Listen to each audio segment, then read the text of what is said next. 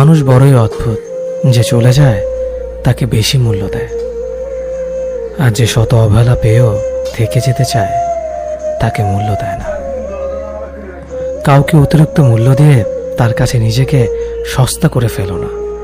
নিজের মূল্যটা ধরে রাখার জন্য হলেও কখনো কখনো কঠোর হওয়া খুব দরকার, কারণ সবাই অতিরিক্ত মূল্য পাওয়ার মর্যাদা বোঝে না। ভালো থাকতে হলে মাঝে মধ্যে একটু নিষ্ঠুর হতে হয়। যে তোমার বিশ্বাস ভেঙেছে তাকে তুমি ধন্যবাদ দাও, কারণ সে তোমার চোখে আঙুল দিয়ে দেখিয়ে দিয়েছে সবাই বিশ্বাসের যোগ্য না।